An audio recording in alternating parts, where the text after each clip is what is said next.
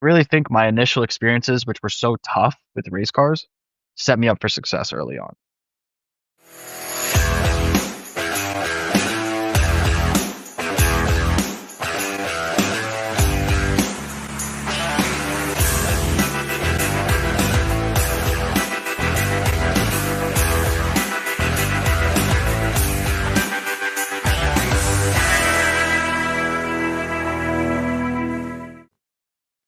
Welcome to the Details Podcast. I'm your host, Dan Williams, and welcome back. Welcome back. Today, I have Garrett Adams, a young up-and-coming race car driver who is working with Ralph Hansen Jr. and Pegasus Marketing, which is how I made the connection.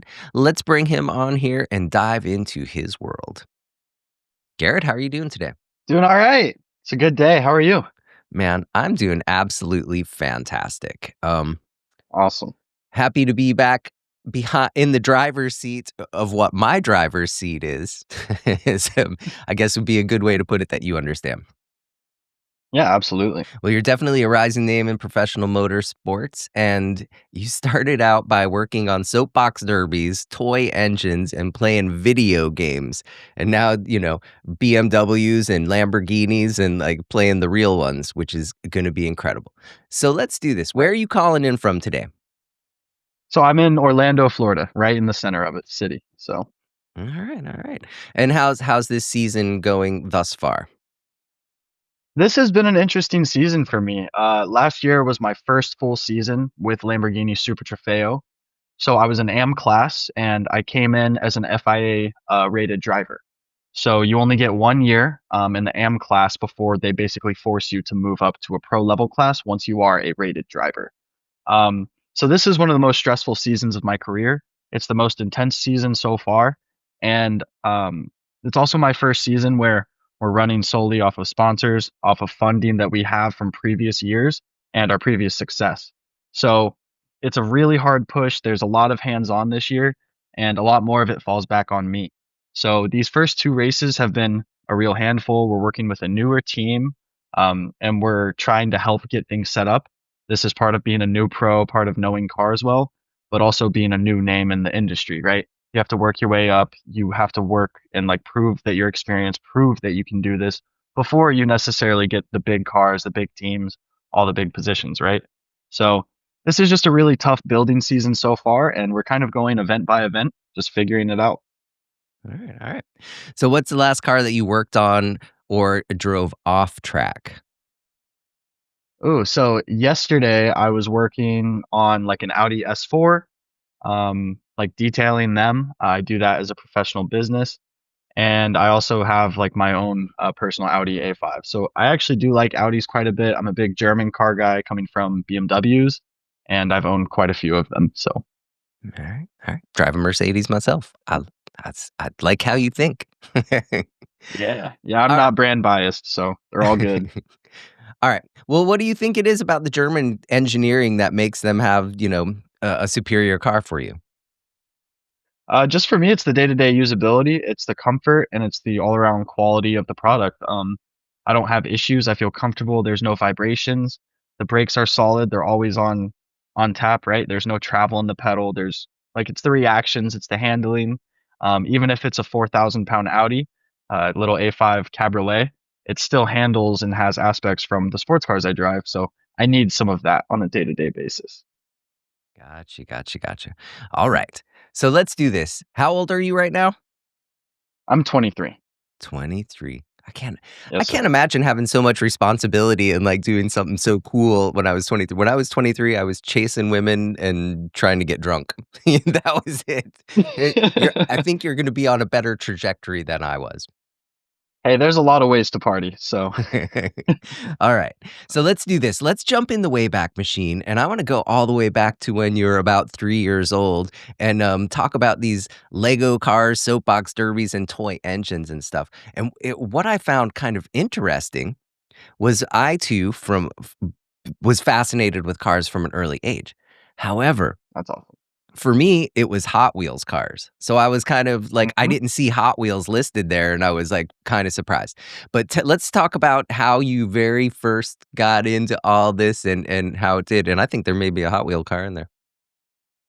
I can't believe they didn't include the Hot Wheels cars because the first thing that I remember when you bring up my childhood, my obsession with cars, is the fact that I was 7 or 8 years old in Car and Driver magazine on the debut of the CTSV. It was an old article, but it was when they were comparing, I think it was the M5, the V10 model versus a CTSV versus something else. And it was those three cars. And in that magazine, there was all the biggest Hot Wheels collectors. And I think I was number 7 or something that Car and Driver could find. My dad and I took photos of my collections, sent them all in. And I mean, I would do chores all week. I would work. I'd do stuff for my parents, like at a young age, right? So my parents were obviously just, teaching me lessons, giving me responsibilities. All of my money went to Hot Wheels. So by the time I was 13, I had over 1,000 Hot Wheels. I was in magazines. I had boxes of them. I had hundreds on my walls. So yeah, I did derbies with like Boy Scouts. I did a bunch of the soapbox derbies.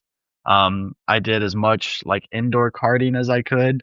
I was like I was definitely an interesting kid. Like I know looking back, no one shared those interests. No one thought it was normal. And the only people I really got along with were like adults who really liked cars and they thought I was super cool because I was a young kid who was really into it. So Okay. So yeah, as I think back, like that's a whole mess of Hot Wheels. Do you still have these? that's I still have them. They're not quite as well maintained because I moved from apartment to apartment now because I'm 23 and I'm a very active person. So they're all back here in my closet. But yeah, they're still around. Yeah, Awesome, awesome. And did you played with them too, right? Or did you just collect them? I played with a lot of them, and then as I got older, I started to collect them more because I realized I was like I would go buy collectible Hot Wheels and play with them. Like that's how bad I was as a as a kid. I was just obsessed. I didn't care. I'm sorry I'm digging in so deep to this Hot Wheels thing, but No, it means a lot to me. So I remember absolutely. when I was a kid, I had one of my Hot Wheels was this like it was probably like a Ford coupe and it was blue. Well, I have a 41 Chevy Special Deluxe coupe that reminds me very much of that, and that was my favorite one. I just thought it was the coolest car. Did you have one that was a favorite? I can't really. I know I had model cars, which is what I really enjoyed playing with. But the Hot Wheels as a kid, I just wanted a mound of them, and I just wanted to send them down the tracks. My parents had a little 2-story house when I was younger, and I would build tracks down the stairs, up the stairs, through my room, through my sister's rooms. Like, I just wanted a bunch of them. I didn't really care what they looked like. I was too young to care. Nice. Okay. Now, how about the soapbox derby? Whenever I hear soapbox derby, I always kind of think of like the Little Rascals or something from the 40s, more so than nowadays. But tell me a little bit about that and how one would go about building and finding that. Yeah, so this was when I was about 8 years old. It was a Boy Scouts competition. I was pretty into it, and pretty much the main reason I signed up for Boy Scouts was to do this event. After that, after the event was over, I think I was pretty much done. Like I would literally stay in Boy Scouts for this event. This was the thing. And we did it a couple years in a row where you basically take a wood block, you sand it down, work it down, you build a rolling car out of it. So it's more of like the soapbox like drag races, but we would do it on tracks. Okay, the So Pinewood Derby. yeah, more of pine wood. Yeah, not soapbox, I guess. There you go. I don't know the differences because I was literally 8 years old. So yeah, Pinewood Derby is what we were doing. Gotcha, gotcha. Okay. So I too was in Scouts and Yeah. I had one of these. We just kind of used the very basic kind of, angled front end and like it wasn't super fancy. Some of the people, their dads really hooked it up and made like these crazy cars. What was yours like? So ours was definitely one of the crazier ones where obviously my dad had racing heritage. I was all about it. So this was just our father-son bonding moment. I mean, the night before the Derby, we were in our garage, literally sanding stuff down, trying to get the wheels smoother, trying to grease everything, like putting weights on the front of the car. We were doing everything possible to just try and like engineer it basically. And yeah, we definitely it was kind of like what you said where me and my dad definitely pimped that little wood block out to its full extent. And I think we came second or third. There was someone that filled their sand block with something because it was unbeatable. People would cheat all sorts of ways, but it was so Yeah, much fun. what a great memory. Okay, and then the one more thing from the childhood. Well, I mean, probably two, Yeah. but more Mhm. fascinating to me. I personally am not very mechanical, right? I come from the world of detailing. I can make stuff shiny, mwah, Yeah. beautiful. I can Yeah. take an engine apart, but I cannot put it back together. So how did you start getting into like engines and toy engines? And I imagine for a child, that's like amazing, like the mechanical and the engineering that goes into it. So, like I said, I was obsessed with the cars, the Hot Wheels, everything. Once I got into the Car and Driver magazine, my brain just locked in on Car and Driver. So I bought every magazine. We were subscribed for like 20 years. I collected everyone. I have a mound of them, probably 10 foot tall. I would go through every Car and Driver. I would read part of the articles, but I would go straight to the specifications. I would go straight to numbers whenever I looked at the cars. Even as a young kid, before I understood what all those numbers meant and how those numbers were created, that's where I would go. I wanted to know how fast they could get to 60, how much power they had, what the curb weight was, what the power to weight ratio was, what suspension they put in it, what type of springs they were running, what type of compression they had in it. Like this is what I wanted to know. I wanted to know all the numbers that made the car whole. So I guess I just got obsessed with the specifications, the numbers, and what made that happen, and it was just a rabbit hole from there. I got into engines. I always wanted to tinker with my own cars. I wanted to work on my dad's cars. I was kind of like that nightmare kid that just takes everything apart. And you walk in and you're like, what are you doing with your bike? Like, I just bought you this super nice bike for Christmas and now it's in 40 pieces. Why? And that was kind of me as a kid. So it just kind of happened. Like, I made mistakes along the way. I realized I was like, oh crap, this is why my dad doesn't want me messing with engines because they're really big, expensive toys, right? So just a lot of fine tuning and trying and just being interested in it, I guess, All right. just sent me there. All right. So we're almost off of the childhood part. You're like, this whole Yeah. interview is about my childhood. But okay, Nah, video games. Like you look that's a at a big lot of one. kids and maybe they're living in their parents' basement and playing whatever game it is. How did you, and you came into the world when video games were already getting pretty darn cool and like realistic. I mean, if I think back to mine, we had Atari. I remember the first Atari that came out. And there Oh was, yeah. I don't think you could have gained too much wisdom from playing track and field or Frogger. No. So, but tell me a little bit about how the video games, how you discovered that, and like how you started living in that fantasy world, and how that developed you more. Yeah. It started so simply. It was Need for Speed Underground. And it was a game my dad bought. I noticed it was rated teen or something like that, and I was like 10 years old playing the game, right? So when the cops would chase me or whatever, I would get scared and I would go like hide around the corner and let them arrest me. Like in the video, like I was scared in real life of what was happening on the video game. So that's a key memory. I would like duck around the corner while the cops were arresting me. I'm like, oh no. But anyways, Need for Speed Underground was the first game I played. Once I got a hold of it, I was really interested. The next one I went to, my dad had an old, I don't even remember the name, but it was the original Xbox and he had a steering wheel for it.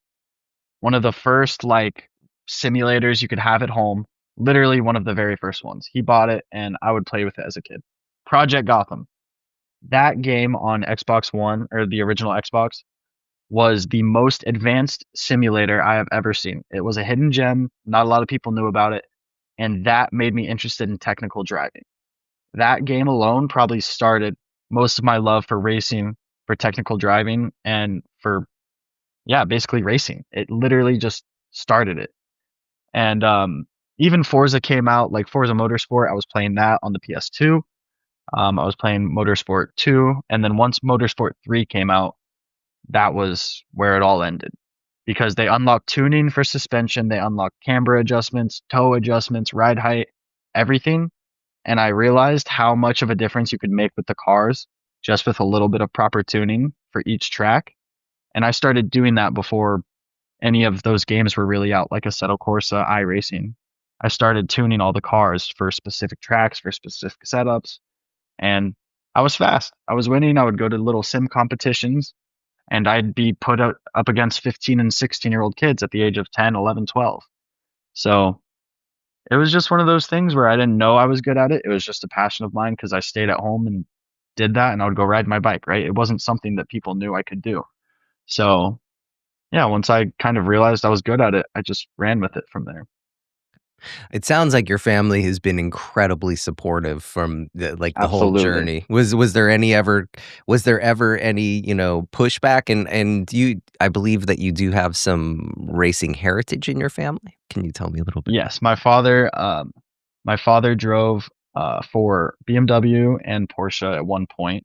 Um, Not necessarily officially for the manufacturer as a factory driver, but in Texas area where he was before I was born, I think 10, 20 years before I was born, he was working for a specific company.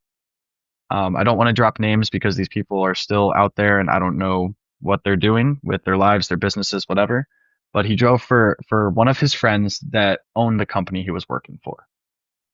He was like, I didn't know you were into cars, blah blah blah. Come check this out. He started driving some of the cars. They put him on a test track because this was back in the 80s. This was a little more old school. Um, and he was pretty quick. He was very smooth. He had a really unique driving style, which still to this day, he has one of the most unique driving styles I've seen from any person ever.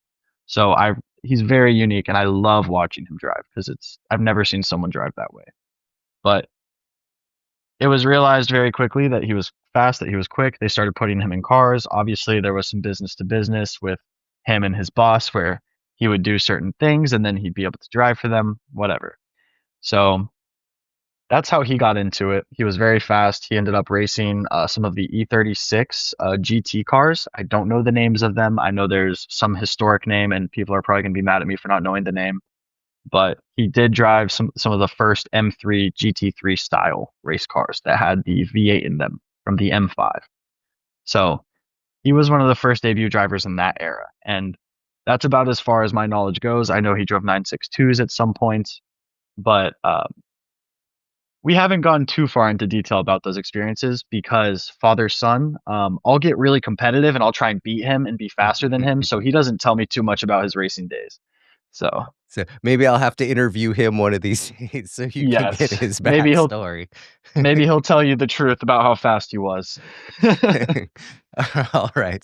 And I'm assuming that means he's not telling you the truth, so he is faster. He's probably faster. Most likely, he just doesn't want to tell me. Did you have to fight with your family at all, or was there any pushback as like you wanted to go into racing? It was a really mixed bag actually. Obviously, all I wanted my whole life was to get my first car. So as soon as I got it, I went crazy. I was your average 16-year-old kid. I wasn't, endangering myself. I didn't wreck it. I didn't get any crazy tickets. But I was driving outlandishly and I was very confident because I did have a lot of skill for a 16-year-old, but I didn't have the understanding of the problems that could come from some of my actions, right? I was too immature to understand that, but I was a good driver. And that just made them very unhappy. It made them, I guess, a little uneasy because I was dangerous. I took risks. I wasn't trained at the time, right? I hadn't gone through schools. I wasn't a licensed driver for racing. I was just a normal 16-year-old kid driving like a jerk. Mm. So that whole, teenage period where I was all obsessed with cars, I could finally drive them and touch them, but I wasn't really mature enough to be fully around them and drive them on the track and have like, super nice cars and modify the crap out of them. I didn't have the coherence at the time to do all of that because I was just going to wreck my car or put a big turbo on it and not tune it, right? Just stupid things. So there was a lot of times where we would argue about that because I was all in on cars and I didn't care about anything else. Yeah. What was that first car? I know, like, when I got my first car, my dad made me get a four-cylinder. He's like, "You ain't getting nothing else other than that." You're completely right. It was a Volkswagen GTI. So I did everything I could to get the fastest, most economic car I could find Mhm. And there for a you go. 16 And year it old. was a So, German car, so it stuck with your yep. theme, has been there since car number 1. Yes, sir. All right, now let's shift into second gear and talk about transitioning from video games and how you got into actual seat time. And I'm imagining that it was Yeah. probably gonna be with go-karts, but you tell me what's going on. So that's one of my favorite parts of the story. The only go karts I've touched in my entire life are at K1 speed. Like electric indoor go karts that you do with your friends on a weekend. That's the fastest go-kart I've touched. So I actually started on the racetrack. Um, Around the time I turned 18 to 19, I started wanting something manual and I started wanting something sportier. So my dad and I put our heads together. I was working two jobs at the time. I was fresh out of high school. I was in college. I was like, hey, we got to have something fun to do on the weekends. I sold my GTI. My dad and I put our heads together, started looking, and we found a Camaro RS 1LE package from brand new 2019. We bought that car and we started doing track days with it. It was orange. We drove all the way to Colorado Springs to pick it up, and I learned how to drive manual on the way home. My Wow. first time stalling was in St. Louis, Missouri on a hill, and I almost rolled back into a Kia Soul. Like brand new car, second time driving. I remember I did a couple rough shifts. Like, oh, it was horrendous on a brand new Camaro. So that was my learner car. I blew up a transmission on it because I was learning, like I said. Had a lot of memories, and I still own that car to this day. 6 years later, it's sitting in my warehouse now. But I did track days with that car for a year and a half, and then I went straight from that to a real touring car. Holy crap. That's craziness. So let's talk about that first time that you got in behind the wheel of a real car on the track. And I think that people coming up today have no concept of how to drive a stick shift either. Right. I think our auto manufacturers need to do us favors on that aspect, and I also believe that people need to have more passion for it. It's an art, and it's going out the window, sadly. If it's not what people want, then it's not what they want. But it's an amazing art. It will really make you understand and love cars, even if you're not a car guy. So that's my Okay. thought on that. All right. So let's jump into the car for the first time that you got on that real track and kind of tell me what goes through your mind building up to it. Like it sounds like your entire life is leading up to this moment. And then finally Right. bam or whoop, there it is. And Right. how did you feel coming up to that moment and then literally when you got in the car at the track for the first time? So my first track days were back in 2019 and 2020.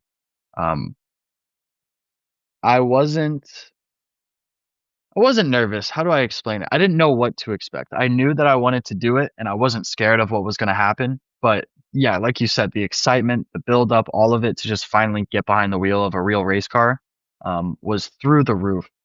I had driven the Camaro for years, about a year and a half, almost two, on track, going from CMP, West Virginia, I mean, Virginia International Raceway. I mean, every East Coast track all the way up to Virginia was covered. So I literally did track days almost every weekend, every other weekend. I was working two jobs in school. It was a crazy schedule to get to that point, right? So I had worked literally for the last 2 or 3 years, even since I was a kid, to get the Camaro to save up for a real track car. I mean, this was at least 5 years of my life that I had been waiting for this moment. We called around multiple different manufacturers to figure out where we should race, what we should do, what the series was like. Because when I was getting into it, it was around the end of COVID time. Well, we got in contact with some of my dad's old BMW connections, and just for a first try in a race car to see if I was any good, to see if I was professional pace or if I was trainable, we went out to Eagles Canyon Raceway in Texas. I believe it's north of Dallas, Fort Worth, about an hour, and we drove an M235i touring car. So at that time, they were racing an SRO and the TC series. Well, it was Eagles Canyon Raceway, which is a pretty advanced club track. It's pretty tight, pretty technical, and it was in the pouring rain. Like when I say pouring rain, I mean 3 to 4 inches of sitting water on the track through sweeping turns for my first time in a race car. So I had Toby Grahovic. He was the manager and one of the head drivers for Fast Track Racing at the time. He, and I think he still is right now, actually. And I still like Toby a lot. We have great relations. He led me around the track. He did some pace laps, showed me around, showed me what to do. And from there, we just started really driving. And yeah, it was a really scary experience. I couldn't see through the front windshield because of fog. We would go through a turn and the car would pick up and slide a whole car length, 2 car lengths just from water, right? It would just hydroplane mid corner. So it was a lot to take in my first time, but I do think that it helped set me up for success in the long run. because something that difficult for my first time made everything a lot easier moving forward. So Wow. even from there, I had a race 6 months later, and it was a podium, my first entry ever. So I really think my initial experiences, which were so tough with race cars, set me up for success early on. Okay. So you go up there in your first race, you're standing up there and you're a winner. Yeah. How do you and especially as being a young man, it's easy to kind of get a little cocky and ahead of yourself. How did you manage that part to, keep your head on straight and not, well, for better lack of terms to say it, be it a douchebag about it? Um, how do I put it? I had never felt like I belonged in a sport before. I have played multiple sports. I've always been athletic. I've always been pretty good, but I've never felt like this is where I need to be. This is what I want to do, and this is where I belong. Coming off that track and standing on that podium told me that this is what I want to do. This is where I belong. It was like the first feeling of fulfillment that I got. So I wasn't cocky. I wasn't a douchebag. I think I was crying by the time I stepped off the podium because it had been a really long battle of me just sticking to what I loved, what I liked. And it felt like all this weight just fell off my shoulders because it had finally come to pass, I guess. I'm not going to say I felt like I deserved it, but it was more of like a reassurance that this is what I should be doing. So this is going to be, I think this is going to be a great little clip right here, right? Can you kind of just explain, because I think maybe a lot of people don't understand. You have the SRO series, the TC series. There's like all of these different ones, and from an outsider looking in, they look very similar, the cars. But what is the difference in these series, and kind of just give a little layout? Well, so you have your grassroots series, which there's a million of. Any state you go to will have grassroots racing series, which are local club series. They race at smaller tracks, they'll race at big tracks as well. They make up our real racing community. They make up our supporters, everything, right? I would say from there you can step up to SRO, which used to be known as Pirelli World Challenge. This is more of an entry level series, but there are higher levels to go to within the series, just like IMSA. So I would put IMSA and SRO kind of next to each other. However, IMSA is they run more expensive cars. They have a lot more fans and a lot more support within the series, I would say. And there's a lot more factory drivers. There's a lot more factory support within IMSA.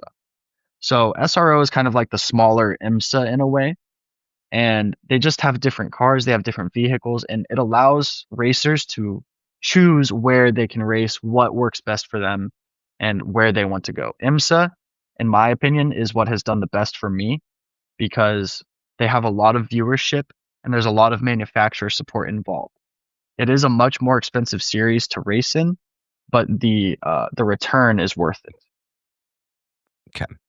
So that first season that you had, if my notes are correct, you still had 25 starts and half of them you made it to the podium. That's just that's kind of unheard of, really, right? Yeah, yeah, that was at the that was whenever I was coming up and I was still doing some SCCA races. I was doing some SRO races here and there. And yeah, my first season was definitely a lot of success, a lot of trophies. I think every race within SCCA I was on podium, and then I believe almost half of like close to a quarter or a third of the events I was on podium in SRO. And then so the SRO is the Lamborghini that you were working with the Super Trofeo. Where does that fit in? Oh, so SRO is where I raced with BMW. That was my first 2 seasons. I then moved with BMW to IMSA, and after my first season with BMW and IMSA, I moved on to Lamborghini. So they after I worked my way through SRO, my first 2 small seasons, I went to IMSA for a full season there, and then I moved up to the Super Trofeo series. Gotcha, gotcha. How's it? I mean, it seems like driving a Lamborghini or a Ferrari would be kind of more superior. It's not a German car, but it seems like that would just be a cool experience. It is an awesome experience. There's a lot of raw emotion, a lot of raw car, raw performance, and it's a very like all I can say is raw. That's the whole experience when you're driving those cars, when you're racing within that series. Um, Both of my BMWs I drove had AC. This car has none. It doesn't even have a blower, and it's got a V10 right behind my back with a firewall about this thick. Um, so everything's intense from the pressure you have to apply to the brakes, your seating position, your comfort, how heavy the steering is, how hot it is. It's just intense and raw. So, how about like a little bit beyond the wheel, like life, business, and balance? You're working Yeah, on a business degree, which I think is super smart. Even if it's like a football player, if you go ahead and get that degree, there's something to fall back on later in life, or after you right. you age out of racing, you'll have this business acumen that you can go working in. What drove your decision to go into with a business degree? I initially wanted to do engineering. And the reason I wanted to do that was to get into motorsports. Well, I cracked that egg a lot earlier than I thought I would. I thought I was going to have to go to college for multiple years. I thought I was going to need a degree, and then I'll finally get to dive into racing. Things did not work out that way in my life. I ended up racing earlier. I realized, okay, the engineering degree doesn't make sense to me anymore for what I want out of my life. So I was like, what can I use to help support my hobbies, my life, and the lifestyle, right? The racing, the detailing business that I've had since I was younger, right? All of these things, like I needed to think of a degree that would make sense for what I've done with my life. So I realized I was like, well, you need a business to race. You have to have an LLC. So I'm like, okay, well that's one reason I'm gonna need a business degree. I've been detailing since I was 14 years old. I've made a lot of money from that, and that's part of how I've afforded a lot of my car parts, my gear, and obviously my own places since I was 18, since I was able to move out of my parents' house. So that degree is going to help me understand what I'm actually doing in my life, if that makes sense. So it just worked for me. It's going to help carry me far, and it's applicable now. Now this part here, this part may just be for me.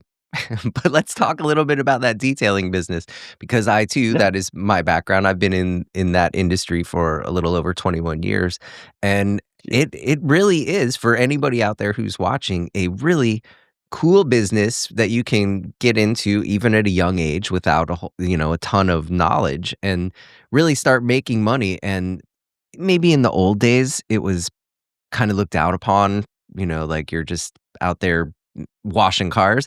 But now with Right. ceramic coatings and paint protection film, and I mean, it's a very viable business. I work with a lot of detail shops that are doing $1, $2, $3 million a year gross. Um, Yep. tell me a little bit about that journey, kind of how you got into it, and I'm fascinated. I will have more questions. Absolutely.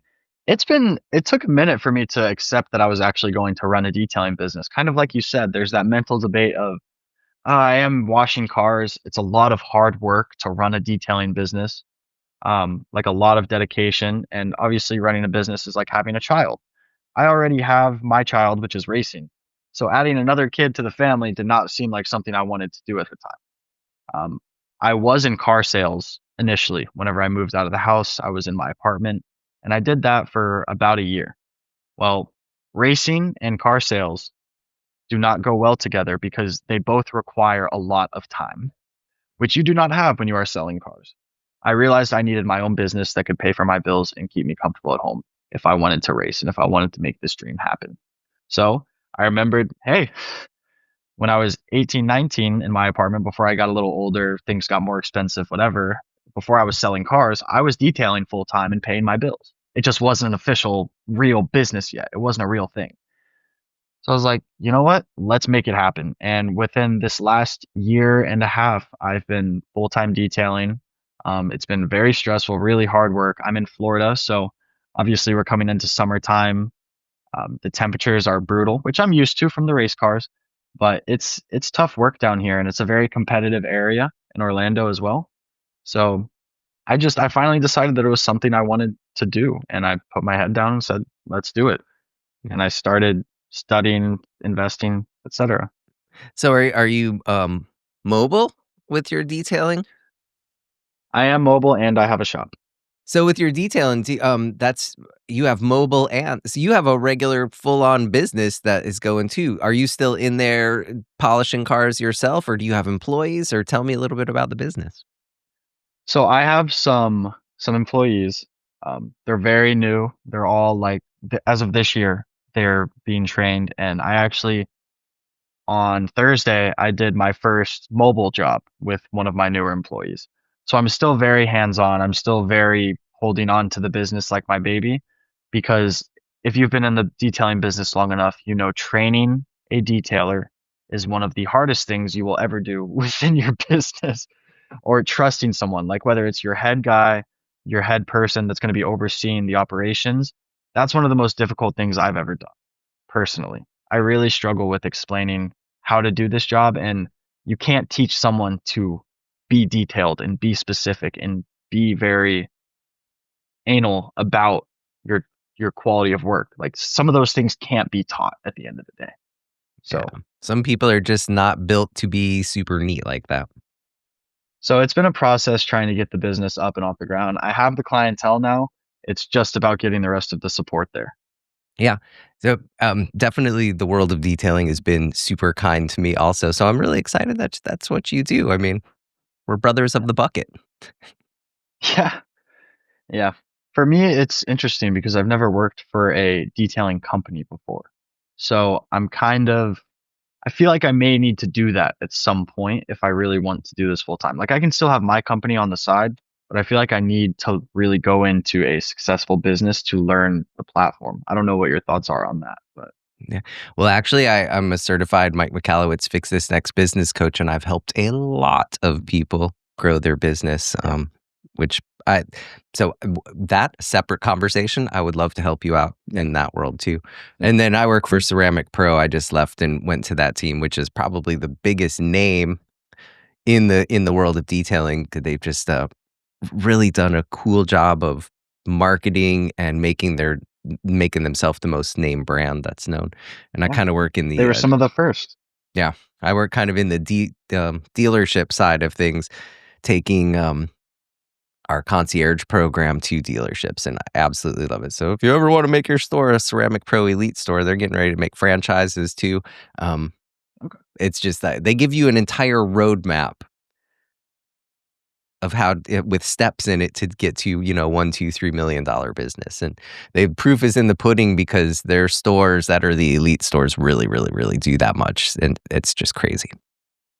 That's awesome. Okay. Absolutely. Okay. So you also overhaul your own cars and build computers. Yes, that's true. Yep. Does the technical understanding of knowing how to do all of that give you an edge on the track? And kind of like how much, input do you have with the engineers and the mechanic side of stuff? So, on my first team, Fast Track Racing, I really liked my engineer. His name's Alex Perry, and he was a teacher. He worked with Deanon Motorsport at one point for BMW, if you guys don't know what that is, or Dynon, as some people may say. He was a lead engineer for them. He moved into motorsports, was a race engineer, and now he works like for BMW in engineering. He's the real deal. He taught me just about everything I know about engineering now. Obviously, I had a general understanding of physics, all of that beforehand, but he taught me how to really apply it and how to make it work in the racing world. So I would say he helped me a lot with my understanding. And from there, it just carried on. It carried through my own vehicles, through me at home wanting to, well, he taught me so much about engineering that I needed a computer that I could do some of this work on, that I could do the Motec programs, the circuit tools. I could actually download programs. I can do 7sim and do simulations on my own computer at home for the track I'm going to next weekend. I can figure out setups. I can test stuff literally just on my computer. And all of these things were taught to me by my engineers through my curiosity, through our conversations. And all of these things just kind of fell into place where I started doing it myself on my own vehicles. And I started building my own computers because I needed a strong one. I had to get into it. And I got really good at it. I have a bunch of friends that love computer gaming, and I made a good amount of money from it. And it helped fund my own hobby on the back end. Yeah. It seems like that would be a big advantage for you because as you're driving the car and you feel things in the car, that it would be able for you to give much better feedback to your team that would just keep you going faster and faster. and safer. Absolutely. Absolutely. I can give a quick example. At Laguna, we were having a gear position sensor issue, and I sensed it because on the Lamborghinis, you keep your foot completely flat. You have to have pressure on the transmission to upshift. Well, I was completely flat and I tried to upshift and it blocked me. So I was going from third to fourth and it refused the upshift. And I told them, I said, hey, this is an electrical issue. We need to check this out and we need to plug into the car. I open up my computer and I go into the Motec system and I look and I see voltage spikes coming from the transmission sensor. So I was like, okay, it's probably a GPS. They go, they lift the car up, they look, they couldn't find it. They tracked the wire for about an hour and they found a burnt end where it had made contact with the engine block. Technology and engineering can save so much time, so much effort, and it's so usable in the race world because we only have so much time between qualifying and race. We only have so much time between practice one and practice two. We have to get issues resolved quick and we have to know how to track them down. That's where technology and engineering and computers really just saves your life and pushes racing forward. Yeah. All right, now let's jump back over to these Lamborghinis because I'm just fascinated with those cars. They're so cool. And so the transition into that car, you already said it was cool, but like we it was a completely different car. Now we're talking mid-engine, like you said, there's a thin firewall right behind you. It's got to be aggressive in a different way and have more downforce than the BMW did. Just what is Yes. the difference in the feel of that car? Yeah, so the initial car that I came from before getting into the Super Trofeo was a G Series, a G80 M4 GT4 car. Amazing vehicle, loved it, beautiful piece of tech. However, like you mentioned, it's front engine, it's rear wheel drive, and it's 50-50 weight distribution. None of which, well, other than rear wheel drive, the Lamborghini has. No 50-50 and no front engine. So the actual feeling when you're sitting in the car and propelling yourself down the road is different. With the M4, you feel like your feet are doing the steering.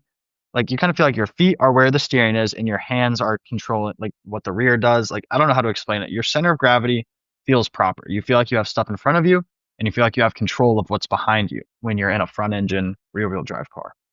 Switching to the Lamborghini, you feel like you're wearing a very heavy backpack trying to go around corners. So you ever seen like a little kid like running through school and he tries to turn really fast and he just falls over? That's kind of what it feels like in the Lamborghini, where you can't just turn the wheel and throw it in and then correct it because you're on a central point. Now, instead of your weight being distributed, it's on one point in the center of the car and you feel it right in your butt and your back. So, learning that car and the dynamics was a complete switch. BMWs, you can be smoother with. Lamborghinis, you have to turn in quick. You have to be very forward with your intentions. You can't second guess yourself. If you turn in and you unwind, you're just going to spin, right? You have to be confident in the car. You have to be sure of yourself. None of which I necessarily had to do in the BMWs. They would forgive me. The Lamborghini will not forgive me whenever I make a mistake. And then how did you connect with MLT and what is MLT and what is that to you in your racing career? So my connection through MLT came from a person in Miami, a very skilled race car driver named Luke Berkeley. He's, I think, 19 or 20, and he's been racing with Lamborghini for, I think, the last 4 years. So we became acquainted through the M4 car, the GT4, where we were going to race that together at Daytona as of 2023. Well, we were a little late on our inquiry and we weren't able to get the car registered in time for the event. So we were like, well, what do we do? It's freaking January and we want to be racing and we can't. So we were like, okay, we missed the initial. We're not going to be competitive in Michelin Pilot if we don't run Daytona, right? So the odds of us winning a championship or doing anything like are very low. You can't make mistakes in MPC and missing a whole race. You're not going to win the championship. So we kind of started looking elsewhere, and he had raced with Lamborghini. He was looking to possibly switch or go do something a little different. But I was like, show me the numbers. Let's look. Let's shop teams. Let's see what we can do. Well, we found MLT through one of his referrals, one of his friends actually, and we made a deal with them. And it was their first season in Super Trofeo. It was us and another team car, and yeah, it took a couple races to get our heads on totally straight and figure everything out. But the operation with that team was beautiful. They were a very high quality team. They did amazing work and they learned very quickly and they never made the same mistake twice. And that's all you can ask for from a racing team, right? Especially when they're new to the series. And by the end of the year, we got 2 wins. Well, I say 2 wins. We got one overall win, first place in Pro Am, and then we got a second place podium in Pro Am, both at Indianapolis. So it took a little while to get everything tuned up with them, but what a great experience. What an amazing team. And a lot of those guys are still like my brothers today. So, Nice. No, one of my old companies that I worked for, we were a sponsor when it was the Blancpain World Challenge series. Um, and with these cars where you have two drivers, how does that work out being teamed up with somebody? You know, I mean, you look at like something like NASCAR or the Indy 500 where you just got it's you in the driver's seat and you're going to drive the car. How does it work like with another driver? Like it seems that would be really difficult. They probably are putting a lot of personality together. oh yeah, you're putting a whole lot of personality together. So, me and Luke were also very young when we drove together. So we were like friends, but more like brothers, I guess, throughout that time where we would have arguments, we would have whatever, but we were still really good friends at the end of the day. Right? So you are putting a lot of personality, a lot of thoughts, a lot of experience together, a lot of different experiences all in one car, right?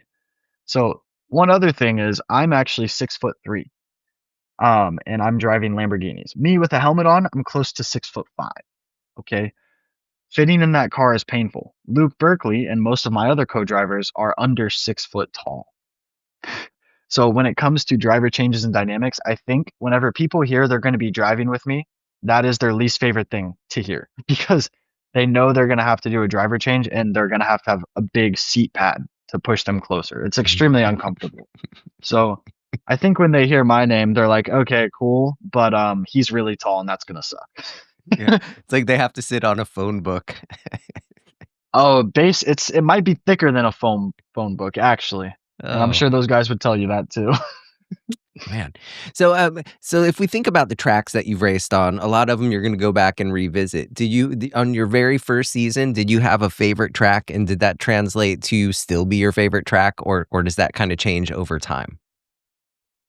Oh, I feel wrong saying this. Road America. I don't know why that's what came to my mind. I love Watkins Glen. It's a close second, but I have really good success at Road America, and I've never came off that track without a big fat smile on my face. No matter what position I come in, every event I've raced there, I've been in the top five.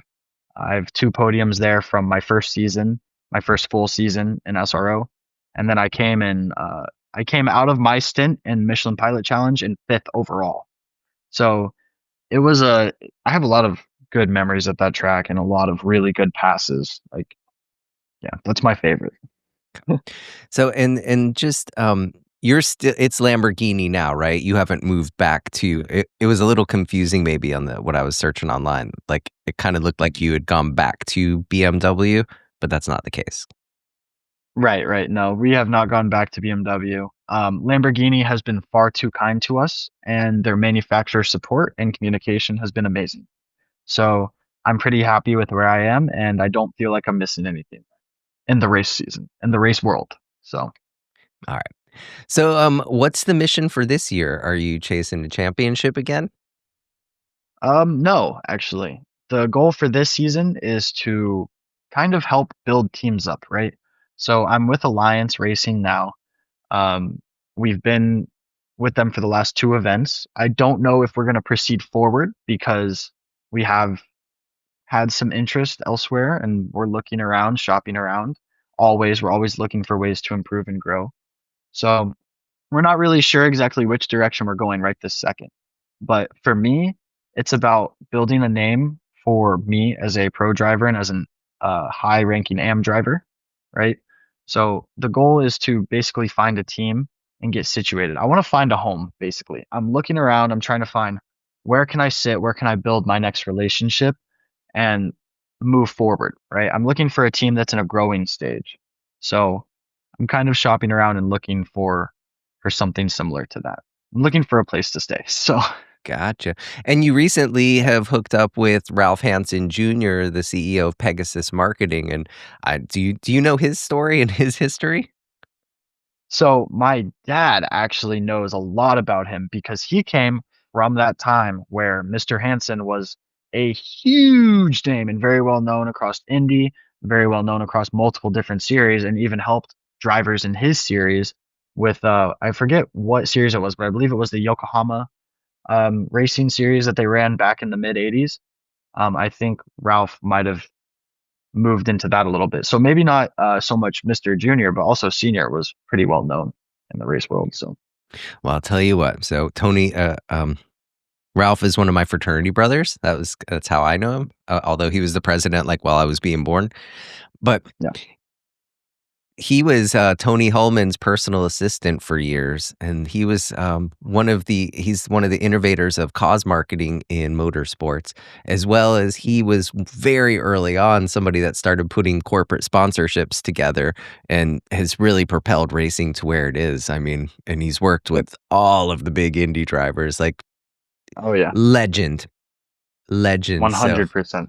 I think you're in Yeah. a good spot right there with him to kind of keep moving on up.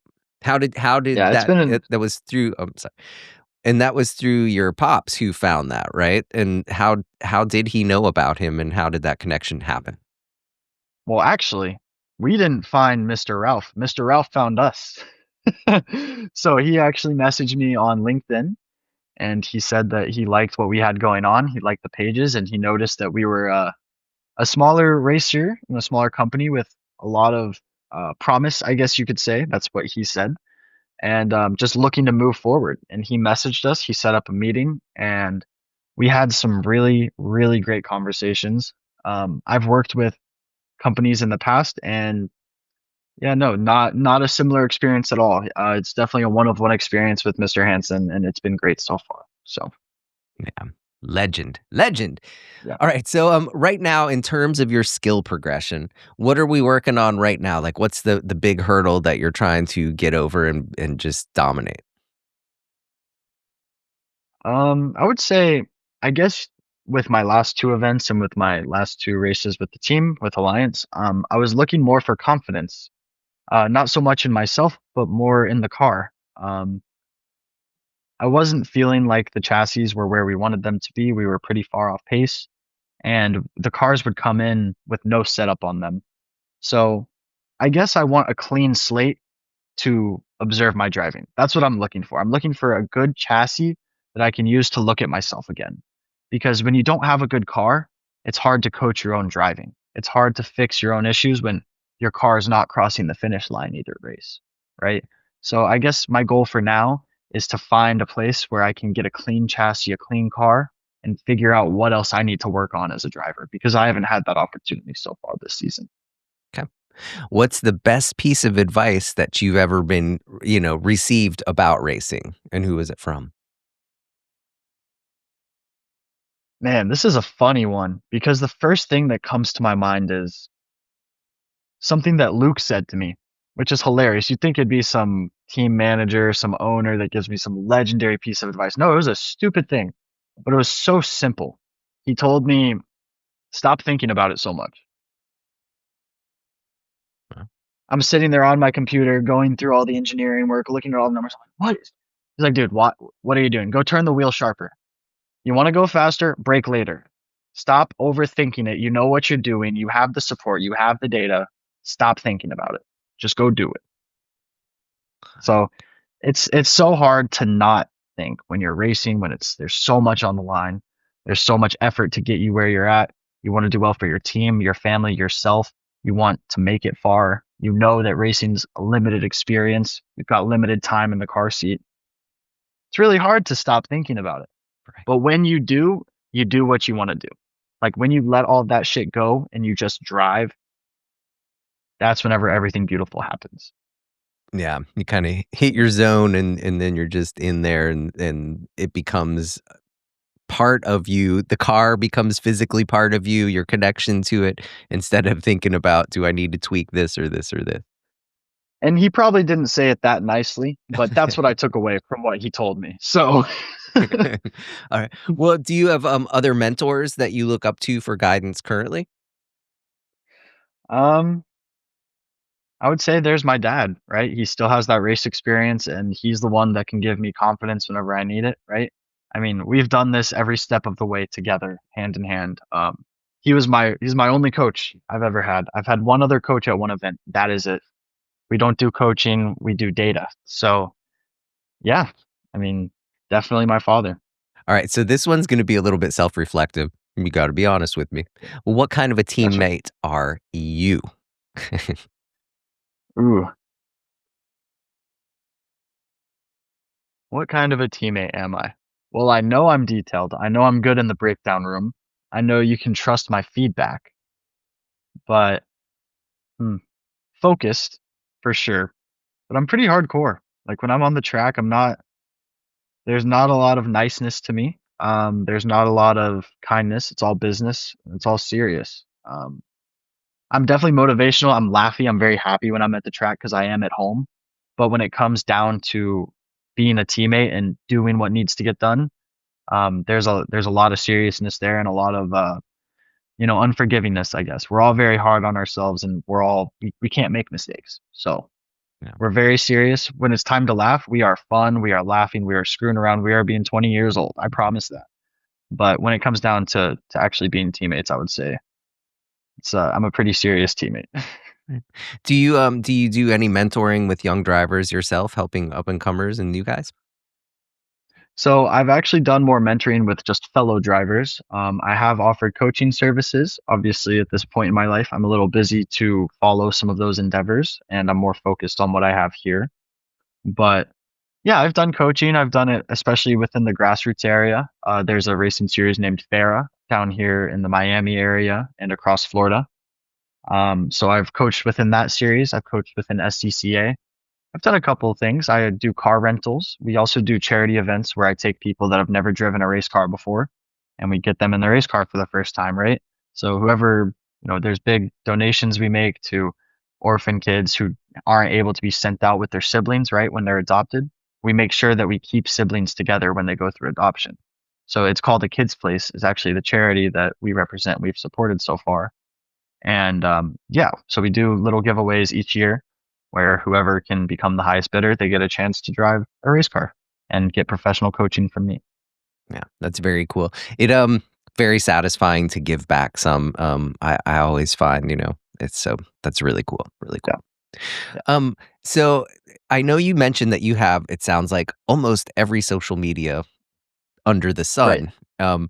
And maybe if we think back in the olden days, you would have to have a PR person because everything was going out in newspapers and it was just a whole different world.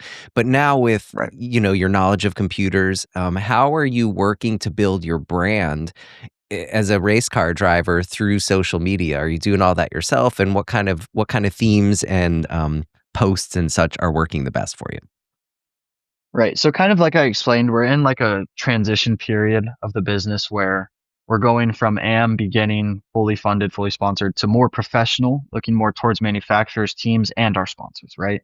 So as you go higher up, other things grow like the budget.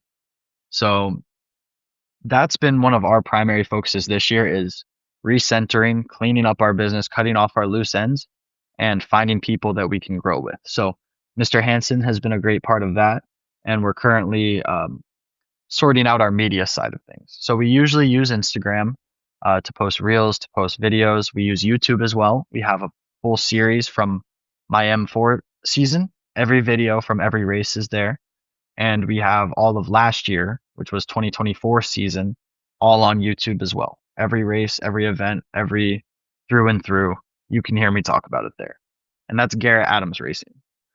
So I would say that those are the angles we use the most to promote and kind of fulfill our business from that angle. Okay.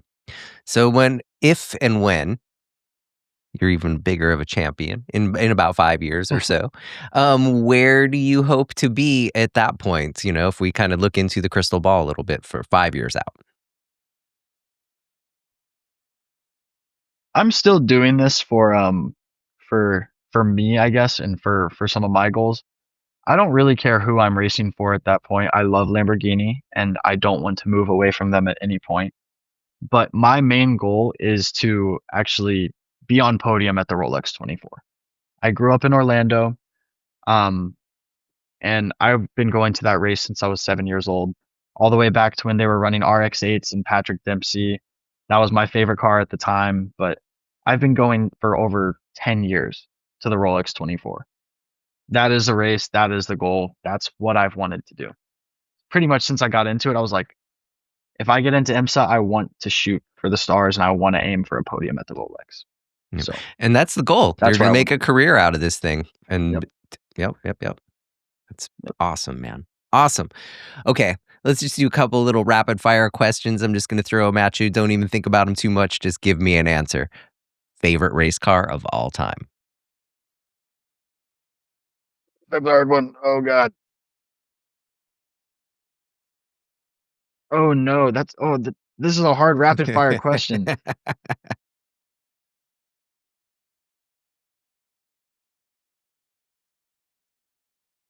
That's why I thought you would snap an All answer right. off Let's immediately. let's go with the Mazda 6767B. Okay. And why is that? The sound, the uniqueness, and the way it pushed the limits of the prototype class at the time. Okay.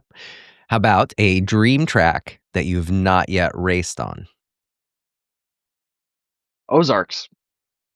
Oh, Nürburgring. Nürburgring's first, but Ozarks is the next. Okay. Worst mechanical failure while racing ever? Engine seizing through Bishop's Bend. Not fun. Do you have a pre game pre-race snack setup that you have, or a song that pumps you up before you get out there? Hot dogs. Hot dogs before the race, and I guess more closer to house music. I listen to all types of music, but something more upbeat, something kind of hype for me because normally I'm just very chill before a race. So Okay. Okay. What would your message be to, say, a 13-year-old kid who's building, Lego cars and playing video games and dreaming of driving fast? don't tell yourself you can't because it seems impossible. I mean, yeah, there was no support for me, there was no vision for me, and it happened for me. So Give people your social media, where to find you, where to follow you, where to see you racing. yeah, so it's Garrett Adams Racing for all of my socials. And we live stream our races every month on YouTube. You can go to the IMSA channel on YouTube, and it will be live. They'll show some of our previous races too, if you want to catch up.